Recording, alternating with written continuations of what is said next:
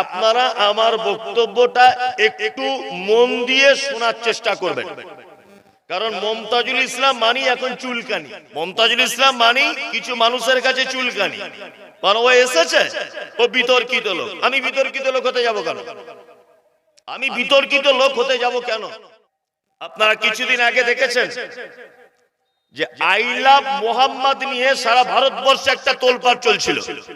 I love Mohammad, সারা পশ্চিম বাংলার সমস্ত আলেমরা চুপ ছিল এবং আই লাভ মোহাম্মদের পক্ষে তারা পদক্ষেপ গ্রহণ করেছিল।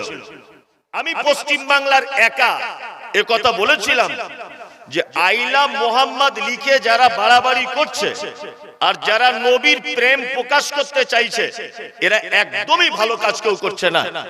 তখন এক শ্রেণীর যুবক আমার উপরে খেপে গিয়ে বলছে, শালা অমুকের ছেলে, শালা অমুকের বাচ্চা, তোর মাকে এই করি, তোর বোনকে এই করি, তোর বউয়ের সাথে এই করি, মানে গালাগালির শেষ নেই, গালাগালির শেষ নেই।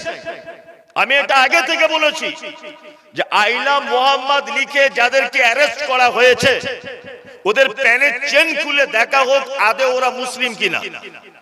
আলহামদুলিল্লাহ ঘটনা তাই হয়েছে। আই লাভ মোহাম্মদ লিখে যাদেরকে অ্যারেস্ট করা হয়েছিল আজ থেকে 13-14 দিন আগে প্রমাণ হয়েছে যে তারা একজনও মুসলিম নয়, প্রত্যেকেই আরএসএস এর গোয়েন্দা, প্রত্যেকজন।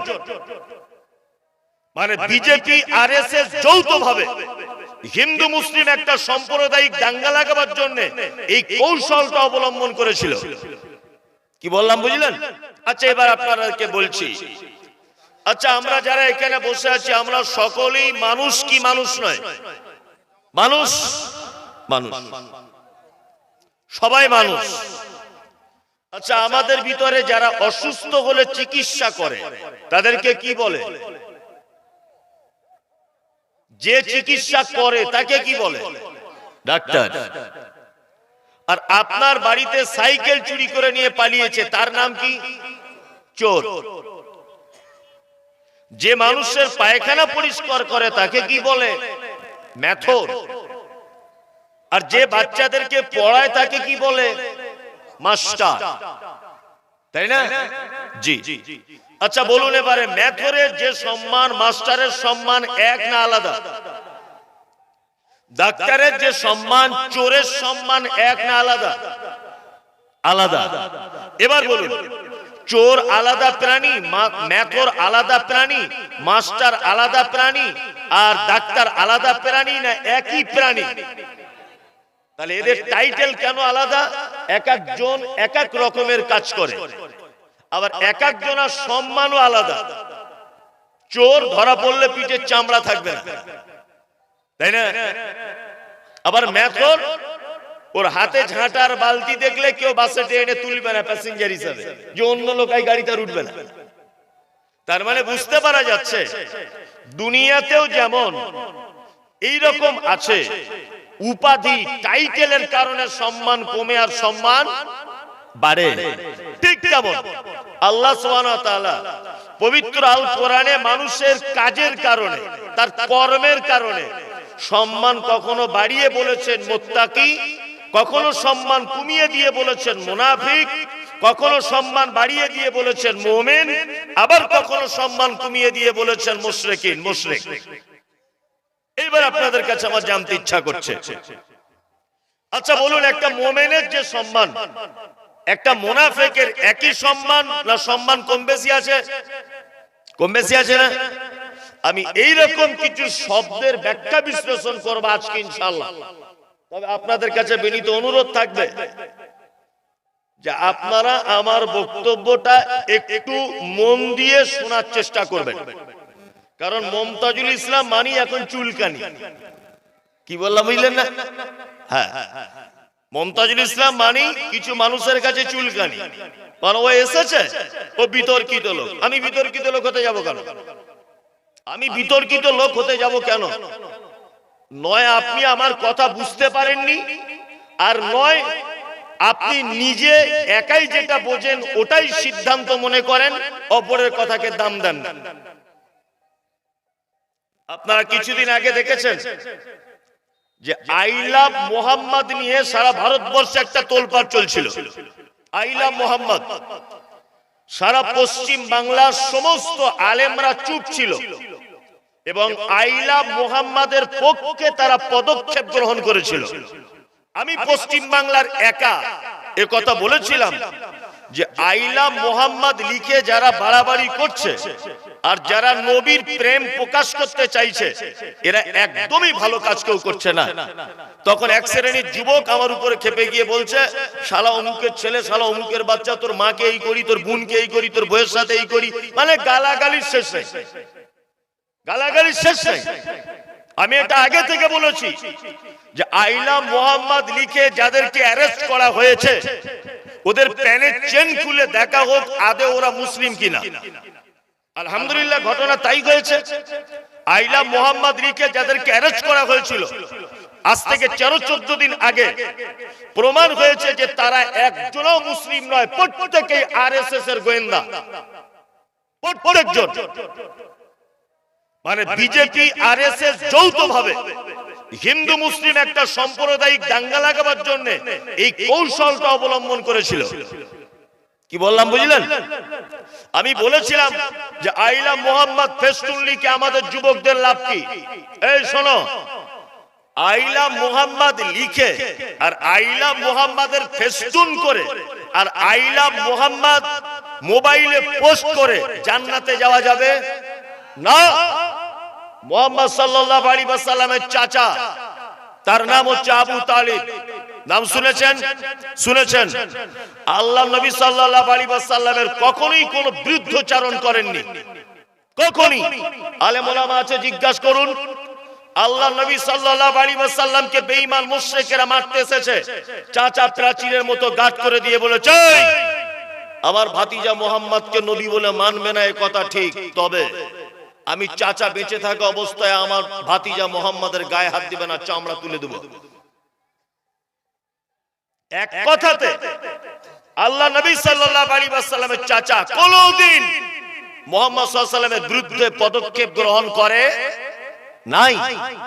কিন্তু আল্লাহ নবী সাল্লাল্লাহু আলাইহি ওয়াসাল্লাম তিনি বলছেন, কিয়ামতের মাঠে আমার চাচাকে জাহান্নামে দেওয়া হবে, আর আমার চাচা বলে সাবসিডি এতটুকু হবে যে দুটি লোহার আগুনের তৈরি করা জুতো আমার চাচার পায়ে পরিয়ে দেওয়া হবে। তার তাপের কারণে আমার চাচার মাথার মগজগুলো টক টক টক টক টক টক করে ফুটবে। আচ্ছা বলুন তো, চাচা মুহাম্মদ, চাচা আবু তালেব মুহাম্মদ সাল্লাল্লাহু আলাইহি ওয়াসাল্লামকে ভালোবাসতেন কি বাসতেন না? বাসতেন, বাসতেন। এই লোকটা জান্নাতে যেতে পারছে? পারছে? বলুন কেন পারছে না? একটাই তার কারণ, তিনিও মুহাম্মদ সাল্লাল্লাহু আলাইহি ওয়াসাল্লামকে ভালোবাসতেন, কিন্তু আল্লাহ নবী সাল্লাল্লাহু আলাইহি ওয়াসাল্লাম যে ইসলাম নিয়ে এসেছিলেন, যে কোরআন নিয়ে এসেছিলেন, ওনার যে ইসলামের বাণী, সেই বাণীটা চাচা মান্য না করার কারণে চাচাকে জাহান্নামে দেওয়া হয়েছে।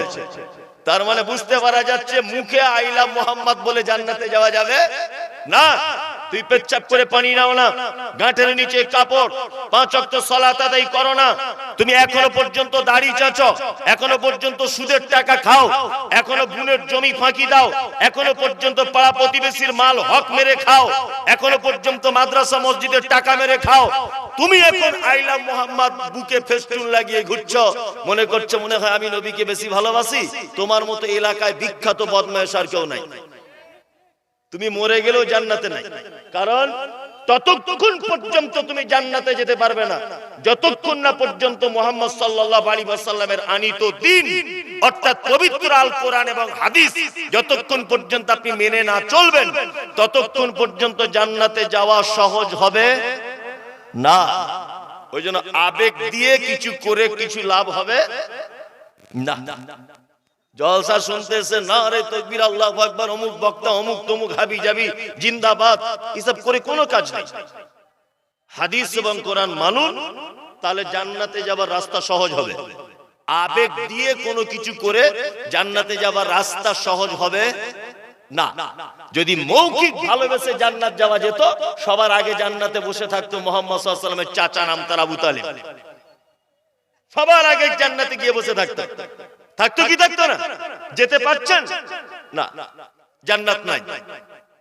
আপনাদেরকে আমি আবেগে কিছু কথা বলবো না, আমি আপনাদেরকে পবিত্র আল কোরআনের এই সমস্ত শব্দের একটু ব্যাখ্যা বিশ্লেষণ করি। প্রথমে ধরি কাকে? মোমেন ধরবো, মুনাফিক ধরবো, কাকে বলি? প্রথম সবই তো চুলকানি, সবই তো মানুষের ভিতরে ভর্তি। তা প্রথমে মুনাফিকটা বলি, যে মুনাফিক কাকে বলে। কি বললাম বুঝলেন? মুনাফিক কাকে বলে? আল্লাহু আকবার। নিফাক। আচ্ছা বলুন, একটা কথা বলি, খুব সহজ বাংলাতে আপনাদেরকে বোঝাবো আমি, সহজ বাংলাতে গল্পর মতো করে। এটা একটা 3 রাস্তার মোড়, একটা গেছে শিলিগুড়ির দিকে, একটা গেছে রাস্তার রায়গঞ্জের দিকে, আর একটা গেছে ধরে নেন ওই আপনার কি বলবো ভাটলের দিকে একটা রাস্তা গেছে। তা আমরা 3 দিকে 3 রাস্তা যখন চলে যাই, এই মাঝখানে এই জায়গাটার নাম কি বলি? 3 রাস্তার মোড়, 3 মাথার মোড়। আবার যেখান থেকে 4টে রাস্তা ভাগ হয় সেখানে বলি চৌরাস্তা, বলি না? বলি। আরবিতে এটাকে বলে নিফাক। নিফাক মানে, নিফাক মানে হচ্ছে এমন এক রাস্তা, যে রাস্তা দিয়ে একাধিক রাস্তা বার হয়, যে জায়গা থেকে একাধিক কথা একই ব্যক্তির জন্য বার হয়, একই মুনাফিক। মসজিদের ইমাম সাহেব নামাজ পড়াচ্ছে, আপনাকে মুনাফিক চেনাচ্ছে। তো এত সুন্দর লোকটা কেরাত করছে ইমাম সাহেব, তার কেরাত শুনে মুসল্লিদের জান ঠান্ডা হয়ে যাচ্ছে। তো হঠাৎ করে একটা মুসল্লি ইমামের হাত দুটো ধরে বলছে, আলহামদুলিল্লাহ 30 বছর নামাজ পড়ছি, আপনার মতো কোনোদিন কোরআন তেলাওয়াত শুনিনি। আপনি এলাকার মধ্যে 1 নম্বর ইমাম, আর আপনার ব্যবহার আলহামদুলিল্লাহ খুবই ভালো। বলছে কে? ফজরের নামাজের পর একজন মুসল্লি।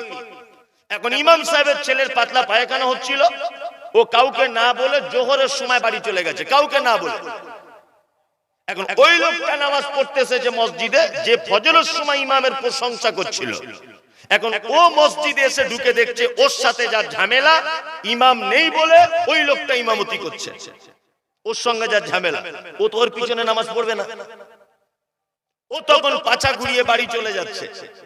বাড়ি যেতে যেতে পাড়ায় গিয়ে 10-12 জন লোক যেখানে বসে, ওখানে গিয়ে বলছে সবই ভালো, ইমাম সাহেবের একটা গুণ খুব খারাপ। কি খারাপ? না বলে বাড়ি চলে যায়, আর বাজে লোকেরা ইমামতি করে। আমার মনে হয় বারবার যখন না বলে চলে যায়, একে ইমামতি থেকে বাদ দেওয়াই ভালো। এ হচ্ছে পাক্কা মুনাফিক। এ কি? এ পাক্কা মুনাফিক। ফজরের সময় ইমামের প্রশংসা করলো, আর জোহরের সময় ইমামের বদনাম করলো, মানে একই মুখে একই ব্যক্তির জন্য 2 রকমের কথা বলে, যে সে কি? মুনাফিক। সে মুনাফিক। আল্লাহু আকবার। আজও পর্যন্ত মুনাফিকরা আছে না নেই? মুনাফিক বাজারে আছে না নেই? আছে। এই দেখুন, আপনাদেরকে আমি কয়েকটা মজার কথা বলি, খুব মজা লাগবে। আচ্ছা বলুন তো, পৃথিবীর সবথেকে খতরনাক পাপ কোন পাপ? শিরক। কে বলছে? একদম ঠিক, শিরক। শিরক সবথেকে কি পাপ? খতরনাক। তারপরের পাপ সালাত ছেড়ে দেওয়া, তারপরের পাপ অন্যায় ভাবে কাউকে হত্যা করা, তারপরের বড় পাপ পিতামাতার সঙ্গে অসৎ ব্যবহার করা, তারপরের বড় পাপ অন্যায় মিথ্যা সাক্ষ্য প্রদান করা, তারপরে বড় পাপ এতিমের মাল অন্যায় ভাবে ভক্ষণ করা। এইভাবে সহিহ হাদিসে এবং কোরআনে 69 থেকে 70টা বড় পাপের সিরিয়াল দেওয়া হয়েছে। 69 থেকে 70টা বড় পাপের সিরিয়াল দেওয়া হয়েছে। কি বললাম বুঝলেন? আচ্ছা, একটা মানুষ শিরক করে মারা গেল, লোকটা স্বাভাবিক গতিতে জাহান্নাম যেতে পারে। একটা লোক তার পিতামাতার সাথে অসৎ ব্যবহার করলো, লোকটা স্বাভাবিক গতিতে জাহান্নাম যেতে পারে। একটা লোক নামাজ পড়লো না, স্বাভাবিক গতিতে লোকটা জাহান্নাম যেতে পারে। কিন্তু ওই লোকটা জাহান্নামের কোথায় থাকবে এ কথা আল্লাহ বা তার রাসূল কিছু বলছেন না। কিন্তু আল্লাহ সুবহানাহু ওয়া তাআলা মুনাফিকদের ব্যাপারে বলছেন, ইন্নাল মুনাফিকিনা ফিদ দারকিল আসফালি মিনান নার। মুনাফিক এত মারাত্মক পাপী যে ওকে জাহান্নামের একেবারে নিচেতে রাখা হবে, একেবারে নিচেতে রাখা হবে। এত বড় খারাপ লোক মুনাফিক। কি বলছি বুঝতে পারছেন? এইবার আপনাদেরকে বলি, মৌলভী সাহেব তাহলে মুনাফিক চিনবো কেমন করে? এই যে আল্লাহর নবী বলে দিয়েছেন মুনাফিক চেনার ব্যাপারে, বাহ্যিক দৃষ্টিতে মানে উপরে উপরে দেখলে বোঝা যাবে মুনাফিককে। এক, আয়াতুল মুনাফিকি সালাসা, মুহাম্মদ সাল্লাল্লাহু আলাইহি ওয়াসাল্লাম বলছেন উপরের দিক থেকে বুঝতে পারবে মুনাফিকের তিনটে গুণ। কটা? কটা? তিনটা। এক, ইজা হাদাসা কাযাবা, যখন সে কথা বলে মিথ্যা কথা বলে। যখন সে কথা বলে কি বলে? মিথ্যা কথা বলে। দুই, তার কাছে জনগণের সম্পদ রাখতে দিলে আত্মসাৎ করে। তিন, সে প্রতিশ্রুতি দিলে প্রতিশ্রুতিকে কি করে? ভঙ্গ করে। আরেকটা হাদিসে আছে প্রতিবেশীর সঙ্গে ঝগড়া মারামারি হলে অকথ্য ভাষাতে গালিগালাজ করে। তাহলে মুনাফিকের কটা গুণ জানতে পারলাম? কটা? চারটা। এক নম্বরে হচ্ছে কথা বললে মিথ্যা বলে। দুই, আমানত রক্ষা করে না। তিন, প্রতিশ্রুতি ভঙ্গ করে। চার, ঝগড়া হলে গালাগালি দেয়। এটা হচ্ছে মুনাফিকের বাহ্যিক দৃষ্টিতে মানে উপর থেকে বুঝতে পারবেন এই লোকটা মুনাফিক। ভালো করে বুঝুন। এখানে একটা প্রশ্ন জাগতে পারে মমতাজুল ভাই, একটা লোক আমানত রক্ষা করে, একটা লোক প্রতিশ্রুতি রক্ষা করে, একটা লোক ঝগড়া হলে গালাগালি দেয় না, কিন্তু লোকটা মাঝে মধ্যে মিথ্যা কথা বলে, এ কি মুনাফিক? এ কি মুনাফিক? চারটের মধ্যে একটা গুণের ভিতরে আছে, তিনটে নাই, তো ও কি মুনাফিক হবে? এই ছোটবেলাতে দেখেছি যে পাছাতে ফোঁড়া হলে, পিঠে ফোঁড়া হলে মা চাচিরা বাচ্চাটাকে ধরে খুব টিপে ফোঁড়ার সব রক্ত বার করে দিত, পুঁজ বার করে দিত, আর আরো জোরে টিপতো। ফোঁড়ার ভিতরে দেখবেন ওই আপনার ওই পিয়ারার দানার মতো একটা দানা মতো থাকে, থাকে না? মা চাচিরা গল্প করতো, তোর ফোঁড়ার দানা যতক্ষণ না বার না হবে ওই ফোঁড়া আবার চোখে গিয়ে উঠবে। বলতো না? বলতো কি বলতো না? বলতো। ওই জন্য চাপ দিয়ে ফোঁড়ার ভিতরের বিচি পর্যন্ত বার করে দিত, কারণ ওই ফোঁড়া যাতে অন্য জায়গায় না হয়। ঠিক তেমন আল্লাহর নবী বলছেন যার ভিতরে তিনটে গুণ নেই, একটা গুণ আছে, পরবর্তীতে ফিরে আবার মুনাফিক হওয়ার চান্স আছে। বলছি বুঝতে পারছেন না? পরবর্তীতে মুনাফিক হওয়ার কি আছে? চান্স আছে। ওই জন্য ওইটাকেও ত্যাগ করে দিতে হবে। তিনটের একটাও, চারটের একটাও যদি তার ভিতরে থাকে তাহলে সেও মুনাফিকের লিস্টের ভিতরে পড়ে যাবে। এবার আপনাদেরকে আর একটা কথা বলি, মুনাফিকদের বাহ্যিক দৃষ্টিতে এটা আপনাকে বোঝালাম। আভ্যন্তরীণ মুনাফিককে, অন্তরের দিক থেকে মুনাফিককে, অন্তরের দিক থেকে মুনাফিক আল্লাহ তাআলা বলছেন, আল্লাহ তাআলা পবিত্র আল কোরআনে বলছো, আমিনান নাস মান ইয়াকুলু আমান্না বিল্লাহি ওয়া বিল ইয়াউমিল আখির ওয়া মা হুম বিমুমিনিন। আল্লাহ বলছে কিছু লোক তারা আপনার কাছে আসবে মুহাম্মদ সাল্লাল্লাহু আলাইহি ওয়াসাল্লাম, এসে বলবে আমরা আল্লাহকে এক বলে মানি, আপনাকে নবী বলে মানি, আখিরাতকে শেষ বিচারের দিন বলে মানি, কিন্তু আল্লাহ তাআলা বলছেন তারা একজনও ঈমানদার নয়, সব মুনাফিক। কিছু লোক এরকম আছে না নেই? মুখে দেখবেন খুব মুসলিম দরদি, মুখে মুসলিম দরদি, ভিতরে ভিতরে আরএসএস এর সাথে হাত। মুখে দেখবেন মুসলিম দরদি, আমি তোমাদের এই করব, মাদ্রাসা করব, মসজিদ করব, ঈদগাহ করে দিব, রাস্তা করে দিব, তোমরা আমাকে ভোট দাও, আর তারপরে ভিতরে ভিতরে বিজেপির সাথে হাত। কি করে মুসলিমদের সর্বনাশ করা যায়? এই সমস্ত নেতা নেত্রীদের বর্তমানে দেখা যাচ্ছে কি যাচ্ছে না? যাচ্ছে, যাচ্ছে। এরাও একটা এক রকমের মুনাফিক বলতে পারেন আপনি।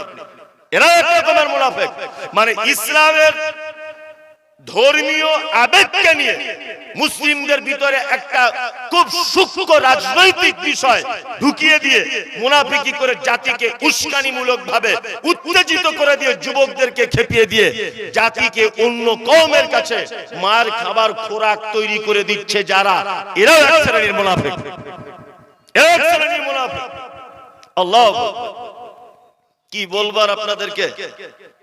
আল্লাহ নবী সাল্লাল্লাহু আলাইহি ওয়াসাল্লাম সেই জামানা থেকে শুরু করে আজ পর্যন্ত ইসলামের যত সর্বনাশ হয়েছে, ইসলামে যত ক্ষতি হয়েছে, সব থেকে বেশি ক্ষতি করেছে বেঈমান মুশরিকেরা নয়, বেশি ক্ষতি করেছে এই মুনাফিকেরা। আপনারা জানেন মুর্শিদাবাদ একটা ঐতিহাসিক জায়গা, তাই না? এই ঐতিহাসিক জায়গাতে আপনারা জানেন যে নদিয়ার পলাশীর আমবাগানে নবাব সিরাজউদ্দৌলার সঙ্গে ব্রিটিশদের একটা বিশাল যুদ্ধ হয়েছিল, আপনারা জানেন। আচ্ছা, নবাব সিরাজউদ্দৌলা ওই যুদ্ধতে জয়লাভ করেছিলেন? জানেন? করতে পারেননি। কারণ কি? নবাব সিরাজউদ্দৌলা সব থেকে বড় শত্রুতা করেছিল, নাম হলো তার মীর জাফর। কে? মীর জাফর। নবাবের বাড়িতে থেকেছে, নবাবের গাড়ি চেপেছে, নবাবের খেয়েছে, নবাবের সঙ্গে থেকেছে, কিন্তু নবাব সিরাজউদ্দৌলা ব্রিটিশদেরকে মারার জন্য যে চক্রান্ত তিনি করেছিলেন, যে ফন্দি তিনি এঁটেছিলেন, সমস্ত ফন্দি এই আপনার মীর জাফর আলী সব ব্রিটিশদের কাছে গোপন ভাবে তিনি বলে দিয়েছিলেন। এক পর্যায়ে নবাব সিরাজউদ্দৌলা বড় বিপদে পড়েছিলেন। ওই আপনার পলাশীর আমবাগানে এক পর্যায়ে পরাস্ত হয়ে তাদেরকে বাড়ি ফিরে আসতে হয়েছিল, আপনারা জানেন। সারা পৃথিবীর ইতিহাসে আপনি যদি লক্ষ্য করে দেখেন, সব থেকে বেশি ক্ষতি যারা করেছে ইসলামে, সব থেকে বেশি ক্ষতি করেছে মুনাফিকরা, সব থেকে বেশি ক্ষতি করেছে। এবার আপনাদেরকে একটা মজার কথা বলি। আচ্ছা বলুন তো, আপনি 1 কোটি টাকা সুদ খেয়েছেন, 1 কোটি, আপনি মারা গেলেন, আপনার জন্য আমি ক্ষমা চাইতে পারি কি পারি না? কথা বলুন। ক্ষমা চাইতে পারি? পারি। ক্ষমা চাইতে পারি, আল্লাহ আমার ভাইকে ক্ষমা করে দাও, আপনি ব্যভিচারে লিপ্ত। আচ্ছা বলুন তো, আপনার জন্য আমি ক্ষমা চাইতে পারি কি পারি না? পারি। আপনি মারাত্মক কোন অপরাধ করেছেন, আপনার কাছে আপনার জন্য আমি দোয়া করতে পারি, আল্লাহ আমার ভাই অপরাধ করে মারা গেছে, তুমি তাকে ক্ষমা করে দাও। আল্লাহ আমার আব্বাকে ক্ষমা করে দাও, আল্লাহ আমার মাকে ক্ষমা করে দাও, আল্লাহ আমার বেটাকে ক্ষমা করে দাও। সে পৃথিবীর সব থেকে বড় অপরাধী যদি হয়, তার জন্য ক্ষমা চাওয়া যাবে কি যাবে না? যাবে। পৃথিবীতে একটা পাপীর জন্য ক্ষমা চাওয়া হারাম, চলবে না। একটা পাপী, সে কে? মুনাফিক। আল্লাহ পবিত্র আল কোরআনে আয়াত অবতীর্ণ করলেন, মুহাম্মদ সাল্লাল্লাহু আলাইহি ওয়াসাল্লামকে আল্লাহ তাআলা বলছেন, ইস্তাগফির, আপনি যদি মুনাফিকদের জন্য ক্ষমা প্রার্থনা করেন, আওলা তাস্তাগফির, ক্ষমা প্রার্থনা নাই বা করেন, ইন তাস্তাগফির লাহুম ৭০ মাররাতান, মুনাফিকদের জন্য যদি একদিনে ৭০ বার যদি আপনি ক্ষমা প্রার্থনা করেন, ফালাই ইয়াগফির আল্লাহু লাহুম, তারপরেও আমি আল্লাহ মুনাফিকদের ক্ষমা করব না। আচ্ছা বলুন, আমি মুমতাজুল ইসলাম আপনার জন্য দোয়া করলে কবুল হতেও পারে, নাও পারে। কাবার ইমাম সাহেব যদি আপনার জন্য দোয়া করে কবুল হতে পারে, নাও পারে। আপনার মসজিদের ইমাম সাহেব যদি আপনার জন্য দোয়া করে কবুল হতে পারে, নাও পারে। কিন্তু মুহাম্মদ সাল্লাল্লাহু আলাইহি ওয়াসাল্লাম যদি কারোর জন্য দোয়া করে, কবুল হবে কি হবে না? হবে। আল্লাহ কত ভয়ঙ্কর শব্দ দিয়ে বলছেন, ইস্তাগফির, আপনি ক্ষমা প্রার্থনা করেন, আওলা তাস্তাগফির, মুনাফিকদের জন্য ক্ষমা প্রার্থনা নাই বা করেন, ইন তাস্তাগফির লাহুম ৭০ মাররাতান, আপনি মুনাফিকদের জন্য যদি সারা দিনে ৭০ বার যদি ক্ষমা প্রার্থনা করেন, ৭০ বার, ফালাই ইয়াগফির আল্লাহু লাহুম, আল্লাহ মুহাম্মদ সাল্লাল্লাহু আলাইহি ওয়াসাল্লামকে বলছেন, আপনার দুয়ার হাতকেও ফেরত দিয়ে দিব, আমি তাদেরকে ক্ষমা করব না। বুঝতে পারছেন মুনাফিক কত ভালো লোক? বুঝতে পারছেন? তাহলে আমরা সবাই হব তো নাকি? না এর থেকে দূরে থাকবো? আচ্ছা, পৃথিবীর কোন পাপী আছে যে পাপীর জানাজা পড়া যায় না? বলুন, কেউ বলতে পারবেন যে কোন পাপী লোকের জানাজা পড়া যায় না? জানা নেই তো? আপনি এখন বলবেন যারা নামাজ পড়ে না তাদের। শুনুন, যারা নামাজ পড়ে না, আমি প্রকাশ্যভাবে তাদেরকে কাফের বলবো না, তাদের যে জানাজা পড়া যাবে না এ কথাও আমি বলবো না, কিন্তু আমি বলবো পৃথিবীতে একটা মাত্র পাপী আছে যে পাপীর ব্যাপারে নামাজ না, জানাজা না পড়ার আয়াত অবতীর্ণ হয়েছে, আয়াত অবতীর্ণ করা হয়েছে যে জানাজা পড়া যাবে না। দেখুন, আপনাকে আমি প্রমাণ দিই পবিত্র আল কোরআন থেকে। এক, আচ্ছা, তখনকার দিনের সব থেকে বড় মুনাফিক ছিল, তার নাম কি? কে বলতে পারবেন? আল্লাহ নবী সাল্লাল্লাহু আলাইহি ওয়াসাল্লামের যুগে সব থেকে বড় মুনাফিকের নাম কি জানেন? আব্দুল্লাহ ইবনে উবাই। কি নাম? আব্দুল্লাহ ইবনে উবাই। ঘটনাটা মন দিয়ে শুনুন। আব্দুল্লাহ ইবনে উবাই মারা গেল। আব্দুল্লাহ ইবনে উবাইয়ের বেটার নাম আব্দুল্লাহ। ভালো করে বুঝবেন, কি নাম? আব্দুল্লাহ। আব্দুল্লাহ আল্লাহর নবীকে এসে বলছেন, আল্লাহর নবী, আমার আব্বা মারা গেছে কে? মুনাফিকদের সর্দার। আর তার বেটা আব্দুল্লাহ আল্লাহ নবীকে এসে বলছেন, আল্লাহর নবী আমার আব্বা মারা গেছে, তা আমি চাই যে আপনার কাপড়টা দিয়ে আমার আব্বার কাফনটা হোক, এটা আমি চাই। আপনার কাপড়টা, গায়ের কাপড়টা দেন, আমার আব্বার কাফন করি। আল্লাহ নবী সাল্লাল্লাহু আলাইহি ওয়াসাল্লাম কাপড়টা খুলে দিলেন, এই নাও তোমার আব্বার কাফন করবে, এই নাও কাপড়টা নাও। কাপড় দিয়ে দিলেন। আব্দুল্লাহ কাপড়টা নিয়ে চলে যাচ্ছে, যখন চলে যাচ্ছে তখন আব্দুল্লাহ আবার কিছুটা গিয়ে ফেরত এসে বলছেন, আল্লাহর নবী আমি চাই আপনি আমার আব্বার জানাজার ইমামতি করবেন। কার ইমামতি করবেন আল্লাহর নবী? মুনাফিকদের সর্দারের। ঘটনা ভালো করে বোঝার চেষ্টা করুন। এবার আল্লাহ নবী সাল্লাল্লাহু আলাইহি ওয়াসাল্লাম উঠছেন, জানাজা পড়তে যাবেন, উঠছেন। এই সময়তে হযরত ওমর, বিখ্যাত মানুষ, আল্লাহ নবী সাল্লাল্লাহু আলাইহি ওয়াসাল্লামের জামাটা এইভাবে টেনে ধরলেন। আল্লাহর নবী, মুনাফিকদের সর্দারের জানাজা পড়তে আপনি যাবেন কেন? কেন যাবেন আপনি? তখন আল্লাহ নবী সাল্লাল্লাহু আলাইহি ওয়াসাল্লাম বলছেন, ওমর আরে আমি যে জানাজা পড়তে যাব কি যাব না, আমাকে তো এখনো পর্যন্ত মানা করা হয়নি, এখনো তো আমাকে নিষেধ করা হয়নি, জানাজা পড়তে যাব কি যাব না। এই কথা বলার পরে আল্লাহ নবী সাল্লাল্লাহু আলাইহি ওয়াসাল্লাম চলে গেলেন, আব্দুল্লাহ ইবনে উবাইয়ের জানাজার নামাজে ইমামতি করলেন। নামাজ পড়ার শেষে হযরত ওমর অনুতপ্ত হয়ে বলছেন, হে আল্লাহ আপনি যেটা নিষেধ করলেন না আর আমি সেটা নবীকে নিষেধ করে দিয়েছিলাম, তাহলে আমি কত বড় ভুল করেছি, মুনাফিকদের জানাজা পড়তে নিষেধ করলাম, কত বড় অন্যায় করলাম। মনে মনে মনে মনে তিনি অনুতপ্ত হচ্ছেন। জানাজার মাঠে কোরআনের আয়াত অবতীর্ণ হলো, জানাজার মাঠে কোরআনের আয়াত অবতীর্ণ হলো। আল্লাহ তাআলা বলছেন, ওয়ালা তুসাল্লি আলা আহাদিন মিনহুম মাতা আবাদা ওয়ালা তাকুম আলা কবরিহি। মুনাফিকদের কেউ যদি মরে যায়, আপনি তার জানাজা তো দূরের কথা, ওয়ালা তাকুম ফি কবরিহি, আপনি তাদের কবরের সাইডে পর্যন্ত দাঁড়াতে পারবেন না। মুনাফিক এত বড় বদমাইশ। জি জি জি, আপনারা বুঝতে পারছেন পরিস্থিতি এত কিছু, তাহলে আরো আগে আগে বক্তা তোলা দরকার ছিল।